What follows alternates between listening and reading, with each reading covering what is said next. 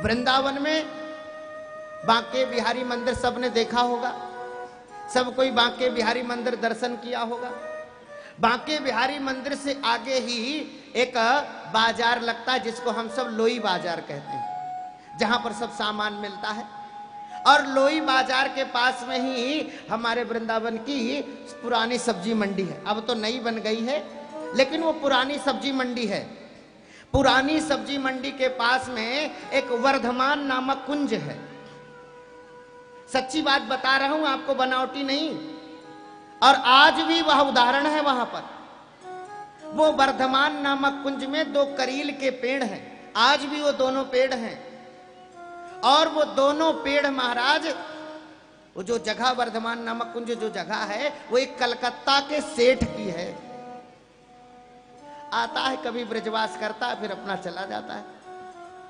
एक बार वह बहुत दिनों बाद आया और उसने जैसे ही अपना दरवाजा खोला तो उसके आंगन में वो दो पेड़ उत्पन्न हो गए, करील के कांटों के पेड़। तो उसने सोचा कि भाई कुछ मजदूरों को बुला करके पेड़ साफ करवा दिया जाए, ठीक कर लिया जाए। उसने मजदूर बुलाया और मजदूर बुला करके उसने कहा भैया ये साफ कर दो, इन कांटे के पेड़ों को हटा दो। सच्ची एकदम बात बता रहा हूं, जैसे ही उन मजदूरों ने करील के पेड़ पर कुल्हाड़ी मारी है, महाराज सारे के सारे मजदूर बेहोश होकर के गिर गए और उस पेड़ से रक्त निकलने लगा। उस पेड़ से रक्त निकलने लगा। उन लोगों को ले गए बेचारे हॉस्पिटल में ले गए, उनको ठीक किया गया। फिर कुछ नहीं किया पेड़ों को। रात्रि में उसी घर पर जब वह कलकत्ता का जो सेठ था, जब उसने विश्राम किया तो उसको स्वप्न आया।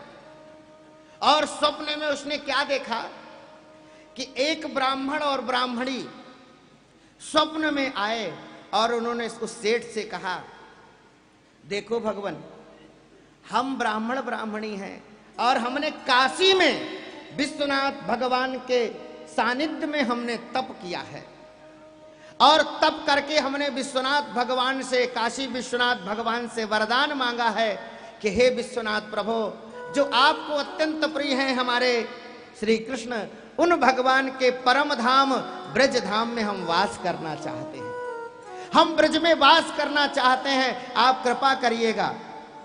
इसके बाद भगवान, हम ब्राह्मण ब्राह्मणी ही जब हमारा शरीर छूटा तो इसी ब्रज में तुम्हारे यहाँ हम ये 2 करील के पेड़ बने हुए हैं, हम ब्रजवास करने के लिए यहाँ पर आए हैं। आपसे प्रार्थना है हमें ब्रज से अलग मत करो, हम तुम्हारे यहाँ रह रहे हैं, हमको अलग मत करो। अगर तुमने काट के हमको बाहर करने का प्रयास किया, ब्रज में नष्ट करने का प्रयास किया, तो संपूर्ण परिवार सहित तुम नष्ट हो जाओगे, इस बात का ध्यान रखना। आज भी वो दोनों करील के पेड़ हैं, सूख जाते हैं फिर हरे हो जाते हैं, सूख जाते हैं हरे हो जाते हैं। इसलिए ये कोई सामान्य नहीं, ब्रज की गोपी कोई किसी की घरवाली नहीं है, ब्रज के वृक्ष कोई सामान्य नहीं है। इसलिए हमारे ब्रज में लता पताओं की उपासना होती है। तटिया स्थान में हमारे